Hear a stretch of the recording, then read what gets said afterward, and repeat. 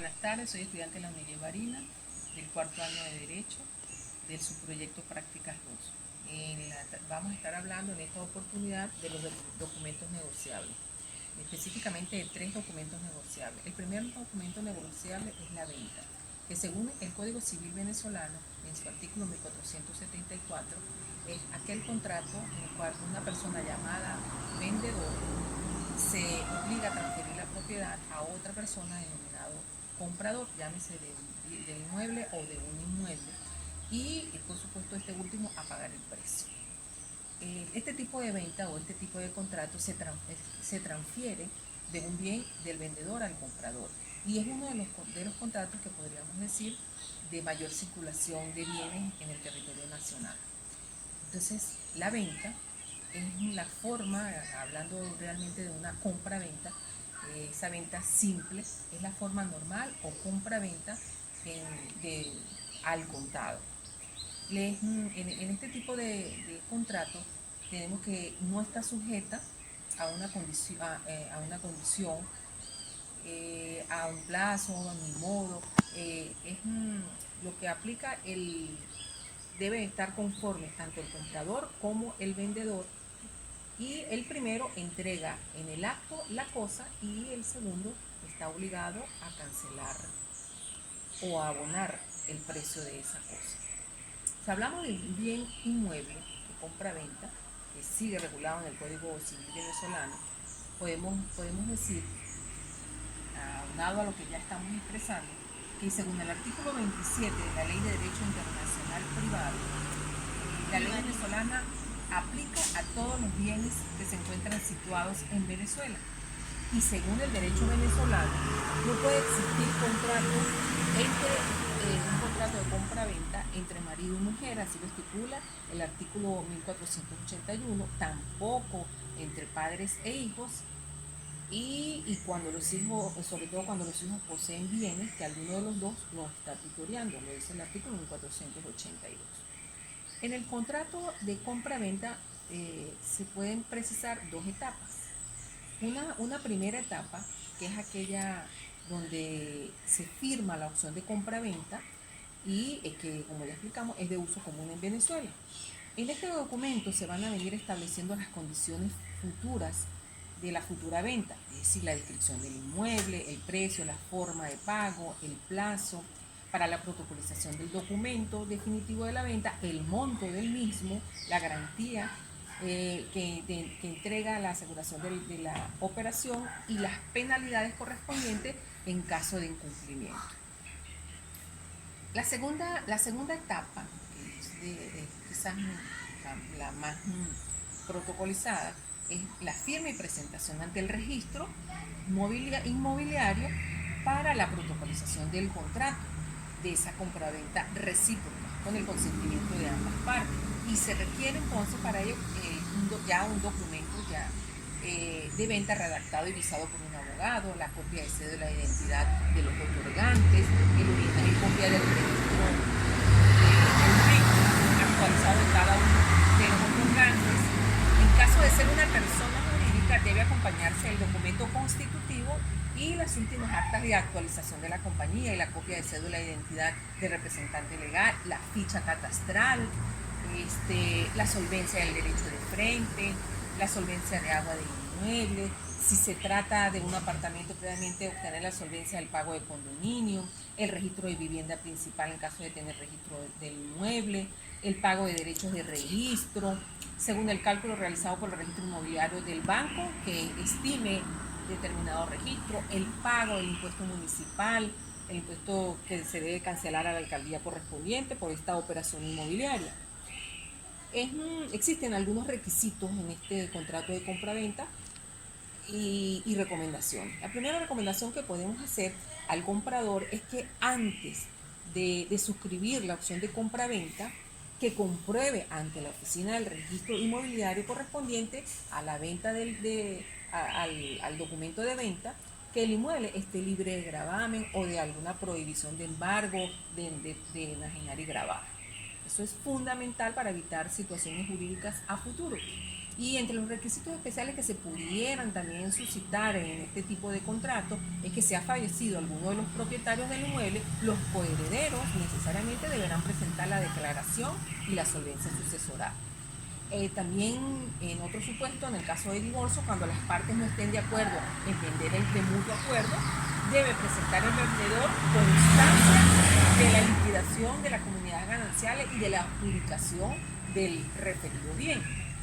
Por otra parte, cuando los inmuebles están en posesión de menores, se necesita lógicamente que la autoridad previa la aprobación del Tribunal de Protección del Niño y Niño Adolescente. Y cuando se actúa mediante poder, pues el mismo debe ser registrado y no solo notariado para que realmente tenga validez.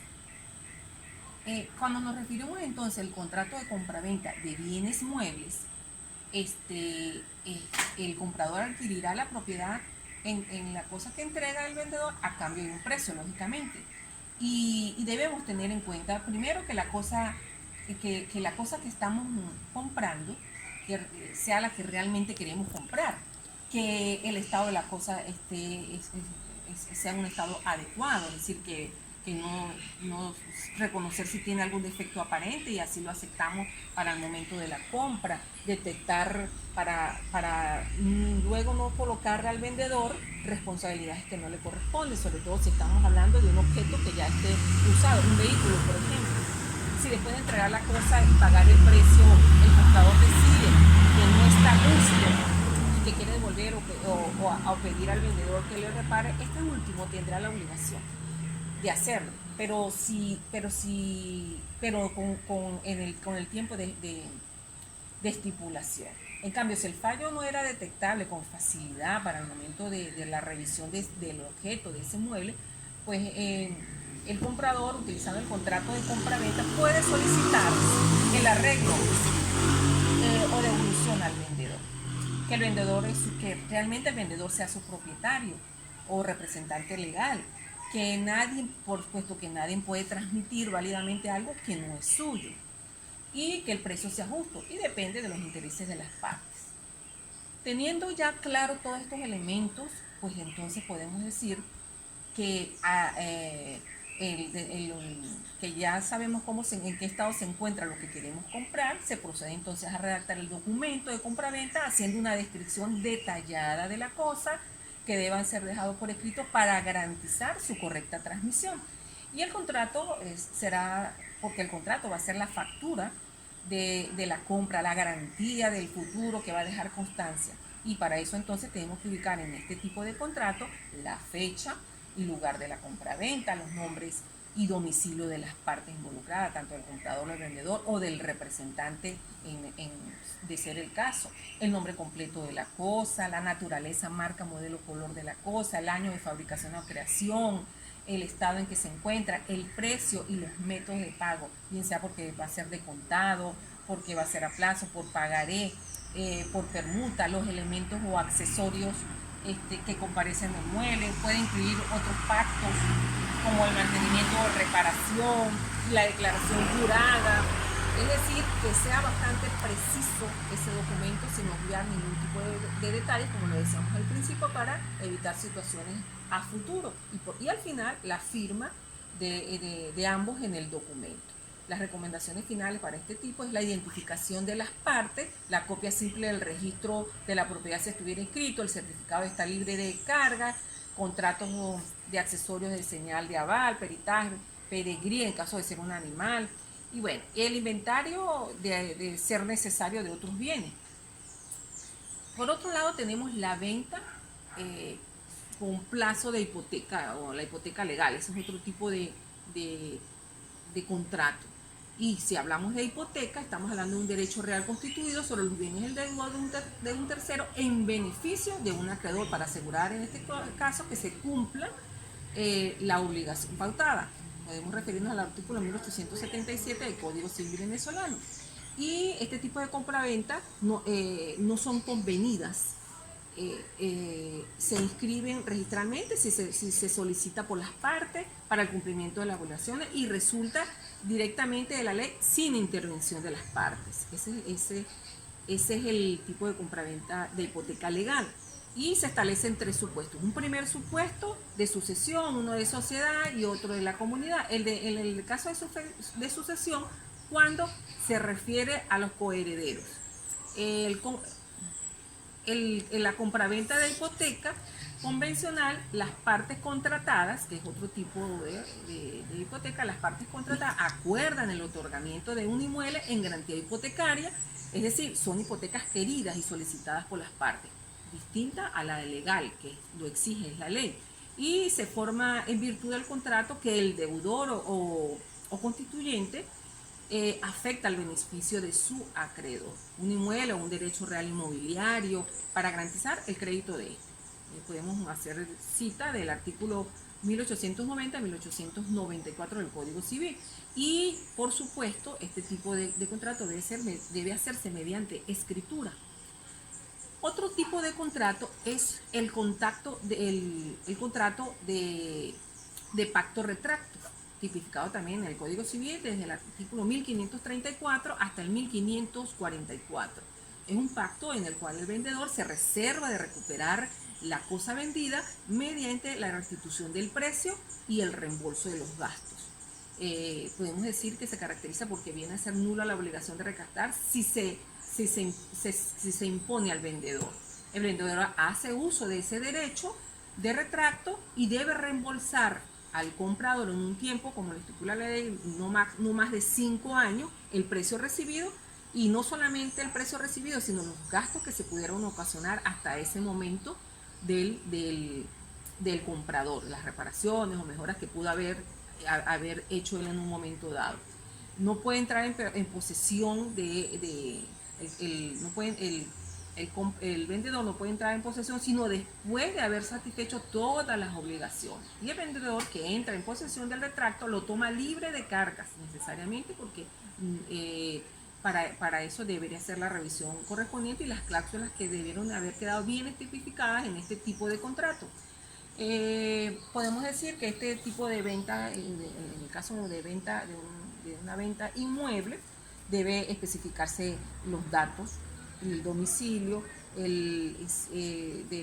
tanto del uno como del otro, y las cláusulas, y bien identificado el tipo de inmueble, todos a cabalidad cada uno de sus detalles. El segundo tipo de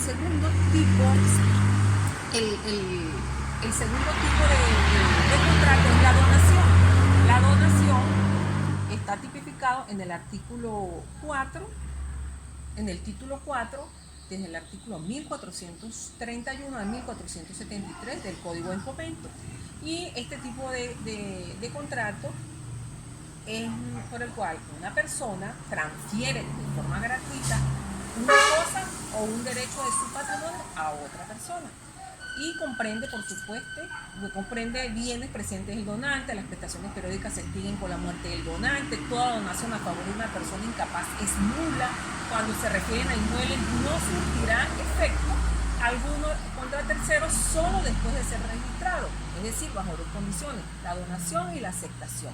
Cuando sea una cosa mueble cuyo valor no exceda de 2.000, pues no necesita escritura. Y el tercero, que es el que estamos conversando, es la permuta, que está tipificado en el artículo 1558 al 1564. Y es un contrato por el cual cada una de las partes se obliga a dar una cosa, bien sea un mueble o un inmueble, para obtener otra de ellas. Y se perfecciona con el solo consentimiento de las partes. Y por supuesto da lugar a obligaciones recíprocas. Es bilateral, ya que ambas partes aparecen obligadas a la transmisión del dominio de sus respectivos bienes, y si hubiera tenido que devolver la cosa recibida, pues el que la transmitió no era dueño, puede elegir entre solicitar la devolución de la cosa por él entregada, o el valor de la que hubiese recibido y tuvo que devolver. Finalmente, en conclusión, todos estos tipos de contratos deben ser bien estipulados, bien precisos, bien minuciosos, sin obviar ningún dato, para evitar cualquier situación jurídica a futuro. Muchas gracias.